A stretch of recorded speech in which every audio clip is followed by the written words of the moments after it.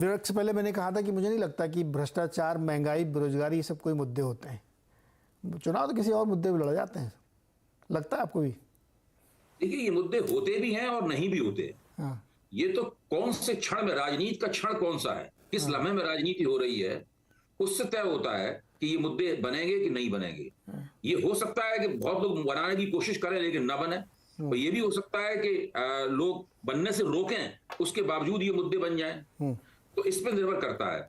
आमतौर पर जब कोई पार्टी सरकार में होती है तो जनता भले ही हमारी आपकी तरीके से लेक्चरबाजी न कर पाती हो, लेकिन मोटे तौर पर वोटरों के दिमाग में एक बात बन जाती है कि ये सरकार कैसी है।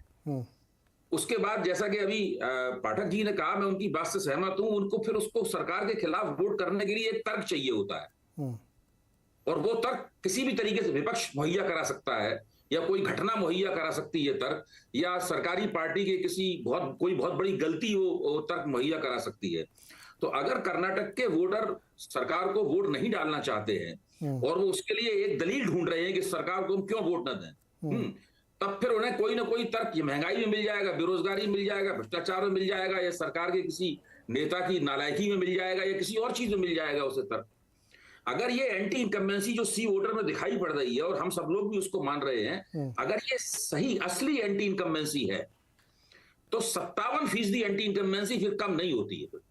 नहीं, असली होगी सर ये तो। अब ट्रैकर में तो मैं तो असली मानता हूँ। हाँ नहीं ठीक, मैं नकली नहीं कह रहा हूँ, मैं ही कह रहा हूँ कि भाई लोगों से पूछ के पता लगाया गया है ना, ये लोगों से पूछ के पता लगाया गया है। तो इसमें मैं ही कह रहा हूं कि 57% अगर आंकड़ा आ रहा है तो इस आंकड़े को कम करने में बीजेपी को पसीना छोड़ देना पड़ेगा। और जिस चीज को सोशल इंजीनियरिंग कही जा रही है वो तब कामयाब होती है जबकि जमीन थोड़ी आपके फेवर में हो।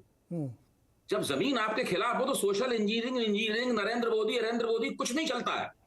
हम कई चुनावों में देख चुके हैं। 2015 में बिहार में हमने देखा था, अभी हिमाचल प्रदेश में देखा है। मोदी जी कितना भी भाषण दें और अमित शाह कितना भी प्रबंधन करें, कुछ नहीं चलेगा। अगर वास्तव में जमीन उनके खिलाफ है, वो पुल को दांव पे लगा दें और कह दें मैं यहाँ जान दे दूंगा अगर आपने हमें वोट नहीं दिया, तो मोदी यहीं अपने आप को कुर्बान कर देगा कर्नाटक की धरती पे, फिर भी लोग वोट नहीं देंगे। अब सी वोटर में ये भी तो आ रहा है कि जब उनसे पूछा जा रहा है कि भाई लोकसभा में आप किसको वोट देंगे, तो लोकसभा में अच्छा आंकड़ा आ रहा है भाजपा के पक्ष में। करीब 55-56% लोग कह रहे हैं कि नहीं, हम नरेंद्र मोदी को प्रधानमंत्री के तौर पर पसंद करेंगे। वही लोग कह रहे हैं कि राज्य में हम भाजपा की सरकार गिराना चाहते हैं। तो ये एंटी इनकम्बेंसी जिसको मैं कह रहा हूं, ये इस तर्क के आधार पर देखें तो एंटी इनकम्बेंसी काफी तर्कपूर्ण एंटी इनकम्बेंसी लग रही है, और इसको कम करना भाजपा के लिए बहुत मुश्किल होगा। एक छोटी सी बात और जी, कर्नाटक में 10% के करीब मुसलमान वोटर है, और ये वोटर कांग्रेस में और जेडीएस के बीच में बढ़ता रहा है। क्या सवाल ये है, क्या इस बार भी उसी तरीके से बढ़ेगा, या भारत जोड़ो यात्रा में मानता हूं अगर किसी भी एक वोटर समुदाय को राहुल गांधी ने संबोधित किया है तो वो मुसलमान वोटर को संबोधित किया है, और किसी भी वोटर समुदाय। हाँ, ये वाला जवाब मेरे ख्याल में पाठक जी ने इसको एड्रेस किया है कि वो पोलराइजेशन की संभावना बहुत तगड़ी है कि वो उधर चला जाएगा।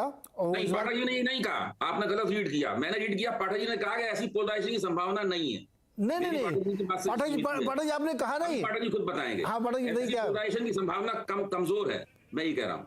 पाठक जी ने ये कहा, समझा, मैं गलत हो सकता हूँ, जो मैंने सब्जेक्ट कर लूं, तो वो जो 10% मुसलमान वोटर है, मैं राहुल गांधी ने जिस तरह से भारत जोड़ो यात्रा में मोहब्बत का पैगाम वगैरह वगैरह बातें कही हैं, इससे कुछ मुसलमान वोटरों में कांग्रेस के प्रति आमतौर पे सारे देश में हमदर्दी बढ़ी है, उत्तर प्रदेश में और दूसरी कई जगहों पे भी। उसका असर कुछ कर्नाटक में भी दिखेगा, वो भी कांग्रेस के फेवर में बात जाती है। ये मैं कह रहा हूं। जी, पाठक जी आपने क्या कहा था? यही तो शायद आप कह रहे थे।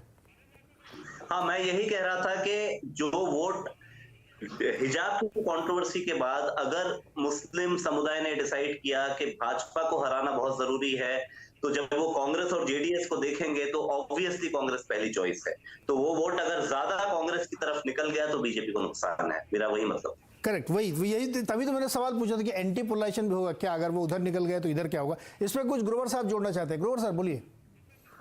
नीरज, जहां तक अगर देखा जाए तो मुस्लिम वोटर्स जो एंटी पोलराइजेशन की आप बात कर रहे हैं, साफ तौर से बटा हुआ है जेडीएस और कांग्रेस के बीच में, क्योंकि उनको लग रहा है कि जो सबका साथ सबका विकास का एक आश्वासन जो दिया गया था वो 4% रिजर्वेशन छीनने के बाद शायद चला गया है। मेरी कुछ जब मुस्लिम नेताओं से बात हुई थी, उन्होंने कहा कि देखिए इसका वैसे तो कोई फर्क नहीं पड़ता सिवाय इसके कि एजुकेशन पर, क्योंकि जो 4% एजुकेशन में रिजर्वेशन था उसको हम मानते थे कि वह सबका साथ सबका विकास ला सकता था, लेकिन उसको छीनने के बाद अब जो अगले सेशन से होगा, शायद और बच्चों के लिए, मुस्लिम कम्युनिटी के बच्चों के लिए पढ़ना और मुश्किल हो जाएगा। और जॉब्स को लेकर कहते हैं कि ज्यादा फर्क नहीं पड़ता, क्योंकि गवर्नमेंट जॉब्स अगर देखा जाए तो उतनी है ही नहीं कि कोई रिजर्वेशन में ज्यादा फर्क उसका पड़ेगा।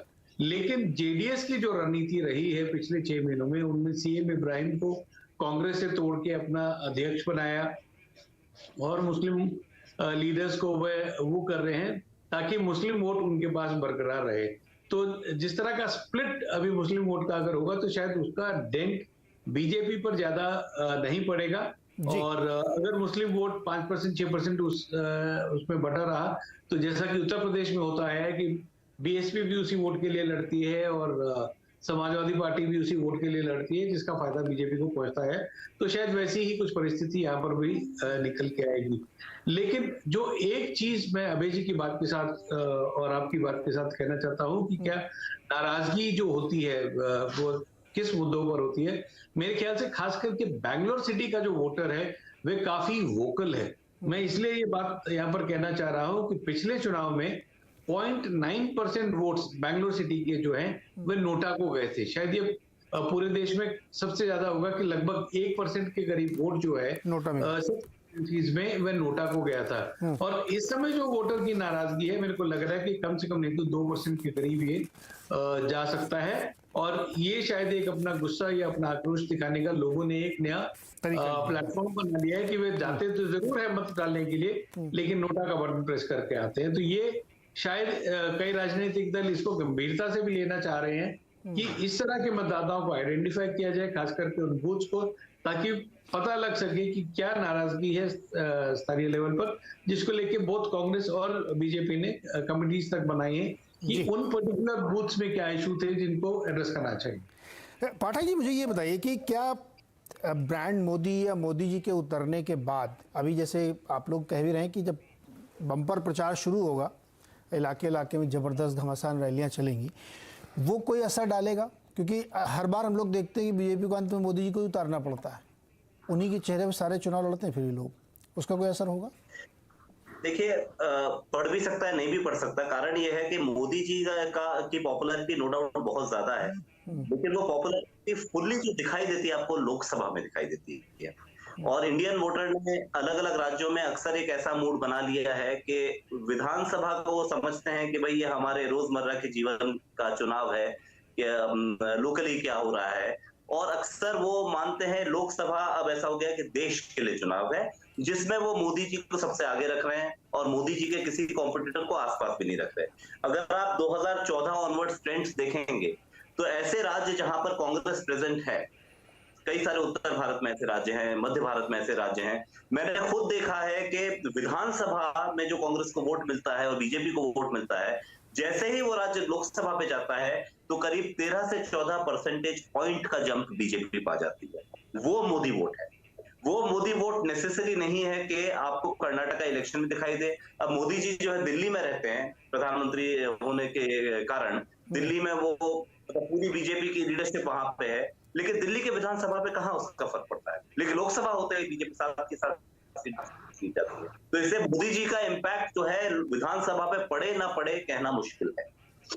ओके, मैं अंग्रोर जी आपके पास आ रहा हूँ। एक छोटा सा ट्रैकर पे कुछ ऐसा दिख रहा है क्या अख्तर भाई? बहुत छोटा जवाब दीजिएगा, 30 सेकंड वाला। विकास जी